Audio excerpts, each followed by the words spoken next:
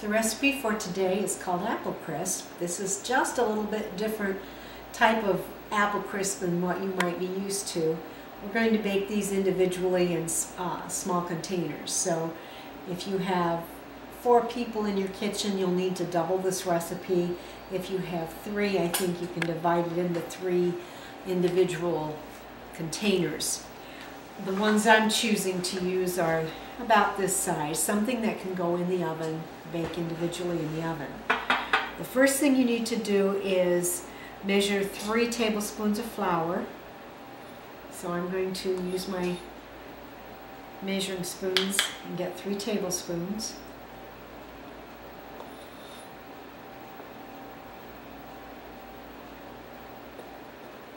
So you want to get that at the ingredient table.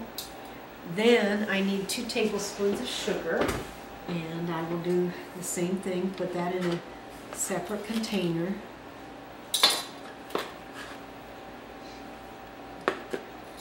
Remember to fill to overflowing and then level it off. So I want 2 of those.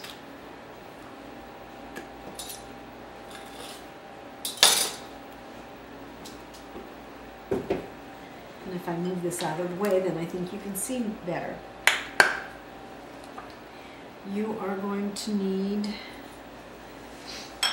2 tablespoons of margarine or butter. So you can, what you can do is just look on the paper that's on the butter and cut right on that line, the tablespoon line. Cut it off. Put that in a container. And the last thing you need is a 1/4 teaspoon of cinnamon. Put that in a separate bowl. Move these things out of the way. Now, this is a Granny Smith. It's a baking apple. It's green. It's tart. You can eat. It's a good apple for eating, but it's also a wonderful apple for baking. So that's the kind of apples I chose for this apple crisp. And I'm going to already have one set, or one apple that I cut and sliced. And what I did was cut it in half and then cut it in 4ths. And then I'll peel it and core it and slice it. I always use a paring knife. It's just a little bit easier for me to handle. And take a little bit of the core out, cut down one side, and then turn it around, cut down the other, because you want most of that core out. And then you can take and cut pear, cut off a thin layer of the apple peeling.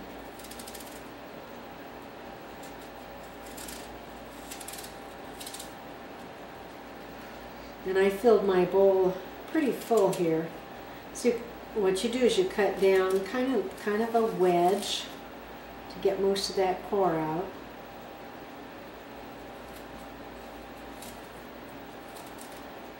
These apples make great apple pies too, if you're an apple pie lover.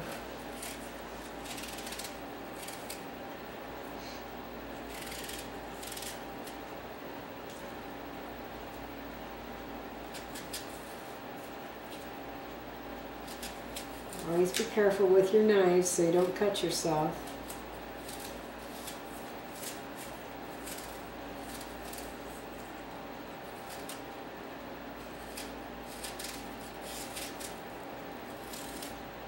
I get in a hurry and sometimes I cut myself. I'm notorious for doing things like that.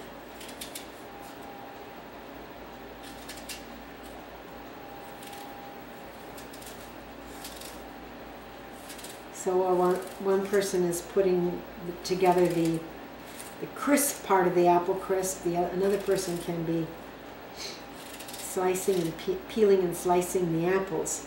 Okay, now I have these apples peeled, and what I'm going to do is take my knife and Just cut down through to make slices.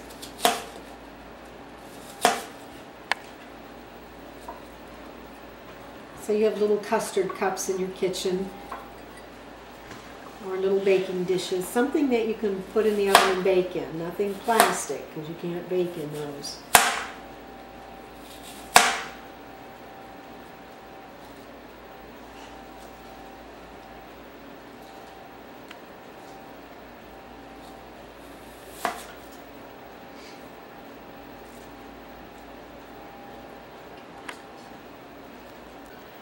The next step is to sprinkle a tablespoon of water over each one of these.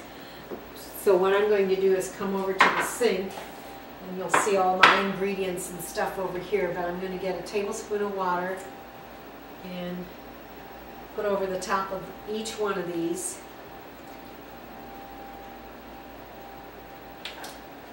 And then I'll bring them back over. And the next step is to mix the flour, the sugar, the margarine, and the cinnamon with a fork until crumbly, and sprinkle over the apples. Now, the crumbly part is going to be the fun part. Take this out. I'm not sure how crumbly I can get this butter, and I may want to use a pastry blender because I don't think I can get it with this fork. But I'll give it a try. And that's all you can do when you're making stuff. If it doesn't work, then find another utensil. And I don't like how this is working, so I'm going to get my pastry blender. It's too solid. It's not breaking up into small little pieces, which is what I want. So this is my pastry blender, and I'm just going to cut with it.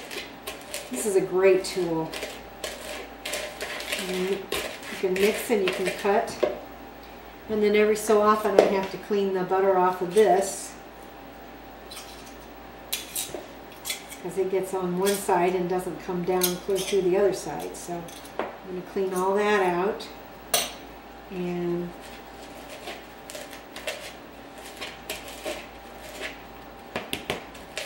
keep cutting it. This is what makes your crisp topping. And when you're doing this, you have to be careful so you don't get flour and sugar all over the place.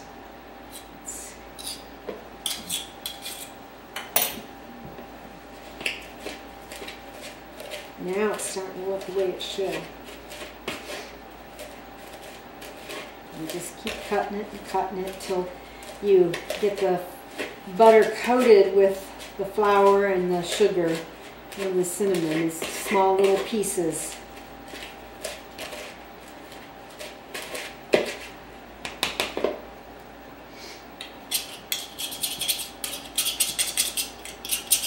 Then this will bake in the oven at 350.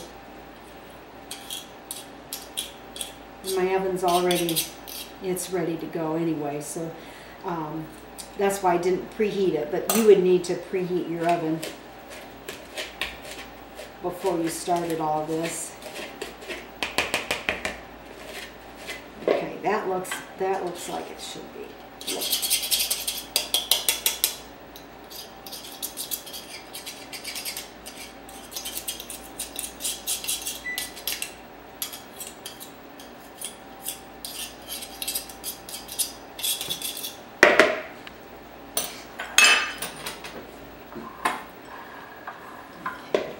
I need a spoon, because I'm going to spoon this on carefully, because you don't want it to go all over, but you do want it to be on top.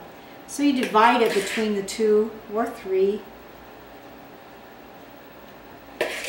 containers, and I am using it. I want it to go down inside. The water just makes those apples a little bit moister. I might have filled these a little full, but oh well, they will bake down. That's what happens with apples, is they bake down. Okay, so These are ready to go in the oven at 350, and they will bake for 25 to 30 minutes. This is what the individual little apple crisps look like before they're baked. The oven is ready. Now this one, you're going to need to make sure you pull the oven rack out so you can get these in there and set them on the rack without burning yourself.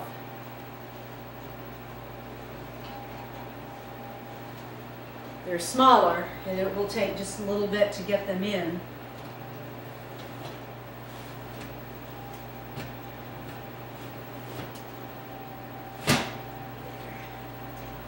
Okay, so I'll set the timer for 25 minutes and then check it in just when it's done.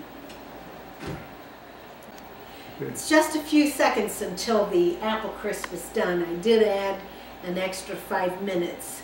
Recipe said 25 to 30 minutes. I always go for the short side, and I can add to it if I want to. We need a scratch and sniff in this because it smells so good. But it is done. I'm going to open the door completely, and I'll pull these out. And they're just lightly golden brown. I'll set them on a cooling rack. And they're small. Instead of one big pan of apple crisp, this happens to be 2 small ones. Or you could really, I think you could easily take this and make it into 3. And this is what it looks like. Some ice cream would be great with this too, some vanilla ice cream. So, anyway, this is just a real quick way to enjoy some apples.